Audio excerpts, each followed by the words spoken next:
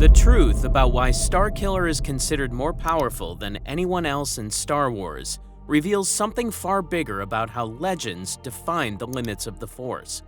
Drawing from the Force Unleashed campaign guide and both Force Unleashed novels, we can trace 5 major reasons that show how a child sensed by Darth Vader on Kashyyyk grew into an apprentice whose power could rival even the Emperor's. The first reason is that his training was designed to break all limits. Our story opens on Kashyyyk, where the future Starkiller, Galen Merrick, is just a young boy when Vader discovers him hiding among the Wookiees in the chaos of the Dark Times. The Force Unleashed campaign guide tells us that even at that age, Vader's secret apprentice is already more powerful than many Jedi Knights in the galaxy, and Vader takes him away to train him in secret as the next Sith Lord. From there, everything about Galen's childhood turns into a brutal experiment. Vader trains him in the shadows, outside of the rule of 2, because he believes this boy will be the weapon he needs to overthrow the Emperor. The campaign guide explains that the Emperor himself later tutors the apprentice, and together their instruction pushes him beyond the maximum expected power level for a Force user. His destiny is written as someone who believes he is far more powerful than most people realize, and who exists to reveal other Force users' limits and stop them from using their full strength. Starkiller is designed to be the ceiling, the point at which the Force stops behaving as it does for everyone else. And Vader does not go easy on him. In the novel Star Wars: The Force Unleashed, we hear that Vader himself thinks the apprentice should never have survived his training, but the fact that he did only deepens his connection to the dark side. Juno Eclipse, who will later fall in love with him, looks at what he can do and wonders if any one person should really be that powerful. The Emperor will eventually call him more powerful than ever after his apparent death. The second reason is that he hunted and defeated legendary Jedi survivors. They needed their secret weapon to be tested on real targets, and Vader's first way of measuring Starkiller's power is simple: send him to kill the Jedi who survived Order 66. The campaign guide tells us that Starkiller is responsible for purging scattered Jedi and carrying out the Emperor's secret orders. Among his targets are General Rom Koda, the eccentric junk world master Kasdan Paratus, and the legendary survivor Shaak Ti.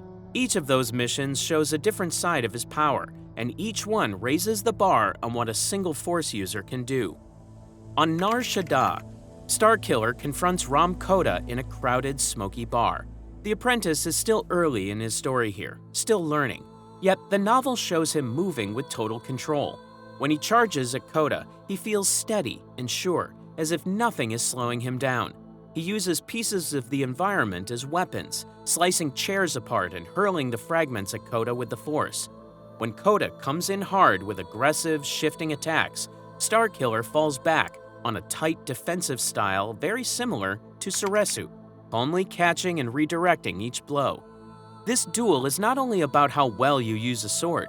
Starkiller chokes Koda, pins him with telekinesis, and sends objects flying at the Jedi's legs and face while their blades are locked. Eventually, he forces Koda's own lightsaber down toward the Jedi Master's eyes. Koda survives, but only because the story needs him later. From a power perspective, the message is clear. This apprentice can already beat a veteran general of the Clone Wars in a direct fight. If that is the baseline, it becomes clear why other characters in the story keep asking how someone this young can be that strong. But the missions only get more extreme from here. In the junk world of Raxus Prime, Starkiller has to move more than just people in chairs.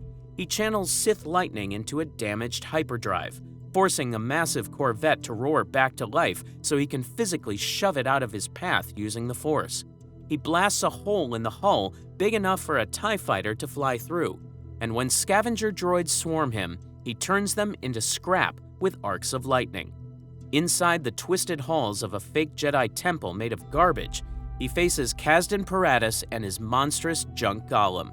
Starkiller bats aside huge metal limbs with telekinesis, carves deep wounds into the construct, floods those wounds with lightning, and then rips entire wall panels free to batter them apart. When the golem falls, he does not stop. He demolishes the mannequins of the High Jedi Council even grabbing a Yoda mannequin with the Force and using it as a projectile. Then, he catches the real Kasdan in a light telekinetic grip and smashes him into frames and roof beams until the Jedi Master cannot fight. That victory isn't just another kill to him, because Vader told him that Kasdan Paratus was far more powerful than he was. The apprentice proves his master wrong by defeating Paratus anyway. The story is showing something here. Whenever people try to measure Starkiller using their usual idea of what powerful means, he keeps going beyond it. Another challenge presents itself. Felucia turns up the difficulty in a different way. The planet is teeming with wild Force energy and dangerous creatures. Starkiller calmly cuts through the local Force-sensitive warriors. He kills some with jagged bolts of Sith lightning, throws giant tree trunks after those who try to run, and even rides a river beast using the Force to keep his footing. When a Rancor rider attacks, he brings down both rider and beast with lightning. Then, there is the great Sarlacc and Shaak Ti. Starkiller sends a bolt of lightning into the flesh of the Sarlacc pit, making the ancient monster roar and thrash. That breaks the focus of Shaak Ti, who is drawing on the creature and the planet. In the fight that follows, Starkiller manages to stop Shaak Ti's lightsaber less than a millimeter from his own skin, using a desperate telekinetic block. Later, he leaps into the jaws of a massive bull Rancor, holds its mouth open with the Force, and blasts it with lightning from the inside until a surge of kinetic energy explodes its head. He also disarms Maris Brood, Shaak Ti's dark side trainee, by lifting a mound of bones with the Force and then bringing her down with Sith lightning. One by one, these Jedi and near Jedi fail before him. Ram Koda, Kasdan Paratus, Shaak Ti, Maris Brood. Bail Organa would later say he has not seen anything like Starkiller's strength since the Clone Wars. The list of established figures he can defeat grows longer, and he is still not at his peak. The third reason is that he performs feats that should be impossible. If this represents only the early stage of his power, it raises the question of what occurs when Starkiller extends the Force past the limits accepted by others. Later, when he turns against the Empire, his missions shift from assassination to open war. On Bespin and Corellia, he throws himself at Imperial forces that would usually need starfighters or full armies. He tears crates and barrels apart with the Force, turns a mechanical walker against its own side, and deflects blaster bolts back at stormtroopers. At one point, he even unleashes such a massive telekinetic surge that an entire dock bends under the pressure and a black guard is hurled across the space. These black guards are elite darkside enforcers, but Starkiller still meets their Sith lightning with his own and slowly overpowers it, driving their energy back into them until they die. He tosses a walker into giant spinning fan blades, then rips the fan off its mount to crush another black guard. When a supply balloon crashes on his enemies, he sweeps the entire pile of wreckage off the dock with a single cathartic flex of telekinesis. Every time the Empire brings a new trick, the apprentice treats it like a toy. But the moment that really locks in his legend is the Star Destroyer. After he helps destroy a shipyard, Ram Koda challenges him to do something that should be impossible: use the Force to direct a plummeting Star Destroyer. In the novel Star Wars: The Force Unleashed, Starkiller plunges his will down into the chasm toward the falling warship and drags its entire physical presence into his awareness. He takes a ship nearly 1,600 meters long, weighing millions of tons, and begins to move it by shifting his finger. But this goes beyond simply making it move. He has to fight the ship's momentum and pilot it into a controlled crash that destroys the cannon aimed at him. Ram Koda tells him that size means nothing to him, a statement about where Starkiller now sits on the power curve. The campaign guide even describes him as Darth Vader's secret servant, capable of moving Star Destroyers with nothing but his will. In other words, he is not just a strong Jedi or Sith. He is operating at a level where capital ships become pieces on his personal game board. The finale of the Death Star keeps raising that bar. Starkiller fights his way through Imperial troops, choking, coercing, and killing as he goes. He stops a huge fan with the Force just so he can pass. Then, he faces Darth Vader and defeats him. The text describes Vader forced back on his heels, his armored throat slashed, his lightsaber torn from his grip, and even a massive energy field generator ripped out of the floor and hurled at him. Finally, Starkiller confronts the Emperor. Palpatine hits him with the full power of his Sith lightning. Instead of collapsing, Starkiller takes it directly into his body and walks forward through the pain. At the end, he unleashes a shockwave so powerful that it strikes fleeing Imperial forces and fills him with the sense that a star has ignited in his chest. The legends tell us that in this last, self-sacrificing moment, he embraces the Force so completely that all of his earlier dark side efforts look like the efforts of a child. When the Emperor later tells Vader that Starkiller is now more powerful than ever, even though he is dead, it sounds like a cruel remark, but it also matches what the story has been building toward. Every time Starkiller faces something that should kill him, what does not kill him only makes him more powerful on the dark side. Even as a memory and an inspiration, his power keeps growing. The fourth reason is that his clone surpasses even the original. Someone with that much power cannot simply be left in the past, which naturally raises the question of how a character even stronger than him could exist. In Legends, the solution is extreme but straightforward. They clone him and unleash his full potential all over again. In Star Wars: The Force Unleashed 2, Vader tries a new experiment. He grows clones of Starkiller on Kamino, hoping to create a version that is loyal, stable, and just as devastating. One of those clones, the one we follow in the story, remembers the emotions and experiences of the original Starkiller. Those memories, and his connection to Juno, push him to break free from Vader. Before that escape, we see just how far his training has gone. In isolation on Kamino, he masters Jarkai, the dual lightsaber style, drawing on Nyman and Ataru techniques. This demands serious physical strength and coordination, but Starkiller shrugs it off, saying that the Force gives him everything he needs. He tells Vader that he is strong and getting stronger, and the story backs him up. He defeats Proxy's training simulations again and again. During one confrontation, he lashes out with a burst of lightning that arcs across the room and catches Darth Vader by surprise. That is not something many characters can say. When he finally decides to escape, he channels the Force so intensely that droid parts and debris rise up and spin around the chamber, and he tears the metal wall outward by sheer will. The escape sequence turns into a battle of minds as well as power. Vader's rage tries to hold Starkiller back, but the clone pits his determination against it. The novel says that all of Vader's resistance falls away as the TIE fighter carrying Starkiller launches into the sky. For once, Vader cannot keep control. The creation has slipped the leash. If the original Starkiller showed how far one life could push the Force, the clone shows what happens when you stack that history on top of a fresh body. He is already starting from a point most Jedi would never reach, and he's only getting stronger. On Cato Neimoidia, Starkiller's raw telekinesis and battlefield control are on full display, showing just how far he has pushed the Force.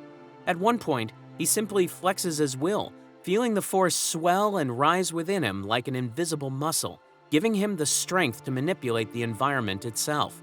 With that power, he wrenches a communications tower down and sideways, sweeping it across a landing platform and crushing AT-ST walkers and stormtroopers at the same time. Not stopping there, he hurls other walkers into the ocean, demonstrating both precision and sheer force. When stormtroopers rush him in formation, he effortlessly crushes some and sweeps others aside. Incoming blaster shots have no effect on him. He effortlessly deflects precise shots from the local potentate harmlessly into the floor, while using his double lightsabers to send incoming bolts from stormtroopers flying away from his body. When he faces missile launchers, he doesn't waste time with codes or technical skills. Instead, he crushes the launchers telekinetically, setting off the remaining missiles in a single, bright flash accompanied by a deafening explosion. Even security systems cannot withstand him. Rather than hacking doors or overriding systems, he bypasses them entirely through sheer force power, demonstrating that no technology can match his strength. For him, movement is just another expression of the Force. He crosses the city by leaping from building to building and swinging from handholds, the Force rushing through him like fresh oxygen. When he needs an opening, he nudges a skytram off its rails and guides it into the side of an Imperial compound, tearing a huge hole in the wall, while 6 stormtroopers in his path are brushed aside with a single gesture. This display of power ties directly to his mindset, which we glimpse in a memory from his youth on Ragna 3. In his original life, he once fought his way out of an uprising using only the Force and his wits. It is in that moment that he fully realizes his own destructive potential, and the clone carries that realization forward. Then there is the Gorog. This creature is massive, larger than many spacecraft, and is held in duranium shackles.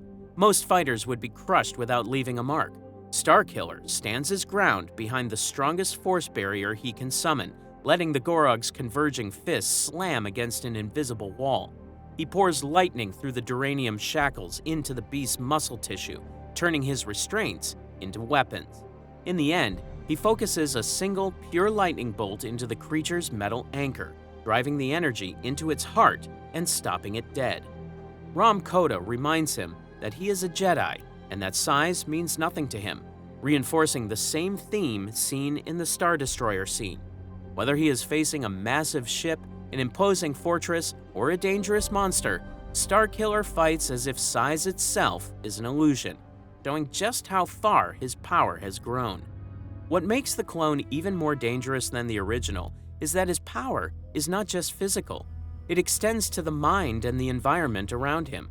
On Malastare, he uses a force suggestion on a Gran repairman, and the book describes the mind trick as unstoppable as gravity, strengthened by Starkiller's urgent need.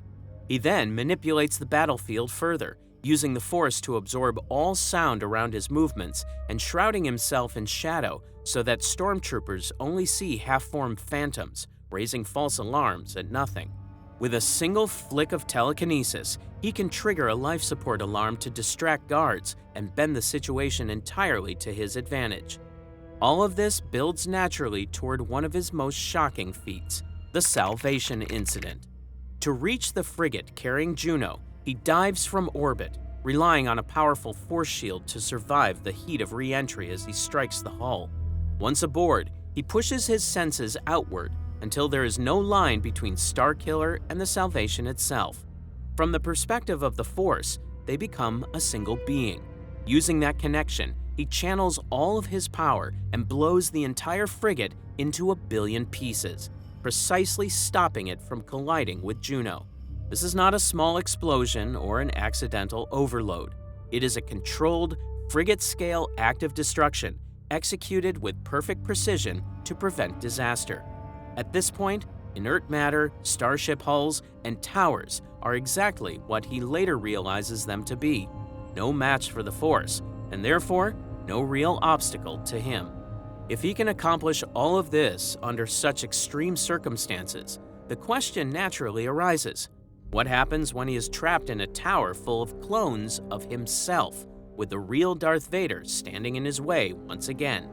The stakes are higher, the threats multiply, and the full scope of his power is about to be tested like never before. Inside the cloning facility on Kamino, Starkiller shows no sign of slowing down. He cuts into a maintenance hatch, then uses a force push to send a flamethrower trooper back into its own squad. And the resulting blast takes out the entire group. He doesn't stop there. He also channels waves of electricity into the massive hangar doors until their systems fry, and then pulls the dead metal panels open by hand, displaying raw, unrestrained power. Even while riding on a Y-wing, Starkiller continues to amplify his abilities. He strengthens the starfighter's shields with his lightsaber and uses the Force to deflect ion torpedoes, seamlessly combining his own strength with the ship's technology in ways most pilots could only imagine. His mastery of both Force and machine makes him a force of destruction that is nearly unstoppable. As the battle on Kamino intensifies, he begins to tear apart the very structure around him. Platforms buckle under the weight of his power. Cloning tubes become improvised explosives hurled at enemies. Wall plates are ripped free under his telekinetic grip and slammed into stormtroopers with lethal precision. At one point, a figure resembling Vader attempts to leap away, only for Starkiller to yank him back down with the Force, later revealing it was just a proxy droid. The significance remains. He can casually pull down something that looks like Darth Vader in mid-leap without breaking a sweat. Then comes one of the clearest demonstrations that Starkiller operates on an entirely different level. Vader unleashes a horde of flawed Starkiller clones, each carrying a fragment of his abilities. They surge at him in a chaotic, uncontrolled wave, yet the single perfected Starkiller fights them all and destroys every last one. He emerges as the sole survivor, proving that one fully realized version of him is stronger than an entire army of lesser copies, even though each clone possesses a fraction of his skill, speed, and raw power. This moment cements just how far beyond ordinary characters he truly has risen. When he finally confronts the real Darth Vader again, this is no longer the same apprentice from the first game. Vader has upgraded his armor with extra insulation to better resist lightning, but it is not enough. Starkiller unleashes a blast so intense that even the new armor cannot absorb it. His lightning overwhelms Vader, disarms him, and leaves the Dark Lord at his mercy, with Starkiller's lightsaber pressed against his throat. At the same time, when stormtroopers threaten Juno, he responds with a force push so massive that it sweeps them off the spire instantly. The attack is brutally efficient and makes it clear once again that squads of soldiers, or even entire battalions, barely register as obstacles when he fully focuses his power. By this point, Vader openly calls him his most deadly creation, and the title fits perfectly. This is a character who has moved Star Destroyers, slain giant beasts, blown apart a frigate with his mind, and defeated Darth Vader twice, first as the original and later as a clone. The fifth reason is that he refuses to accept limits on the Force. What does all of this actually mean when we return to the claim that Starkiller is more powerful than anyone else? When you line up all the statements and feats from the three main sources, a clear pattern emerges. The Force Unleashed campaign guide describes him as more capable than most common Force users, even as a child on Kashyyyk. It also states that he eventually reaches a level of power beyond what is normally expected of any Force user, and that this extraordinary ability comes from a deadly combination of the Emperor's tutoring and Vader's intense training. The novel Star Wars: The Force Unleashed then shows the results of all that training. Starkiller hunts and defeats Jedi Masters like Ram Koda, Asden Paratus, and Shaak Ti, tearing through armies of troopers, tanks, and droids along the way. He even redirects a falling Star Destroyer, almost 1.5 miles long, using nothing but his will. He defeats Darth Vader once and walks through the Emperor's lightning, unleashing a final surge of power that makes his earlier dark side feats look small by comparison. Juno begins to wonder if he might be too powerful, while Bail Organa, who has witnessed Jedi and Sith in action, admits he has not seen anyone like him since the Clone Wars. Star Wars: The Force Unleashed 2 then picks up that thread and pushes it even further. The clone Starkiller is strong enough to surprise Vader, to tear a tower apart, and to crush AT-STs and troopers with a single swing of a communications tower. He kills the Gorog, a monster larger than most spacecraft, by sending a bolt of lightning straight into its heart. He blows up a frigate in a controlled burst using only the Force and tears through an army of his own flawed clones. In the end, he defeats and captures Darth Vader despite the Dark Lord's improved armor and extensive preparation, proving that the power displayed in the first story was only the beginning. Beyond the feats themselves, the way the stories describe him is just as important. Characters repeatedly note that what does not kill him only strengthens his connection to the dark side. The Emperor emphasizes that he is more powerful than ever, even after death. Juno observes that the man she loves retains the same incredible powers in his cloned form, while General Koda tells the clone that he can sense just how powerful Starkiller has become. Shaak Ti also hints at his extraordinary potential, telling the original that he could be so much more, suggesting a capability far beyond what has already been shown. Starkiller's own understanding of the Force sets him apart even further. He believes the Force is stronger than anything anyone can imagine, and that it is people who place limits on it, not the other way around. This perspective explains why he achieves feats no one else has accomplished. Most Jedi and Sith are restrained by what they think is possible, but Starkiller consistently pushes beyond those boundaries, breaking through limits that others accept as unchangeable. The campaign guide reinforces this idea by framing his destiny in a way that highlights his unmatched potential. It suggests that a hero following Starkiller's path can expose enemy Force users to their limits, preventing them from using their full power. In essence, the game material presents him as the peak of what Force users can achieve in that era. He becomes the measure against which all other characters gauge their strength when they realize their own abilities are insufficient. When fans claim that Starkiller is more powerful than anyone else, they are not simply repeating a single line of dialogue. They are responding to the full context of the source material. A boy stronger than many Jedi Knights grows into a secret apprentice capable of moving Star Destroyers, defeating Sith Lords, killing massive monsters, destroying starships, and overwhelming entire armies of his own clones. Across novels, games, and guidebooks, his power is consistently portrayed as beyond ordinary expectations, and each story builds on that idea, proving it in increasingly dramatic and bigger ways. In-universe, Starkiller is what happens when Darth Vader and the Emperor try to forge the ultimate living weapon out of the Force, only to realize they cannot fully control what they create. His life, death, and rebirth demonstrate that when someone stops accepting limits on the Force, they become more powerful than anyone around them, no matter which side they're fighting for.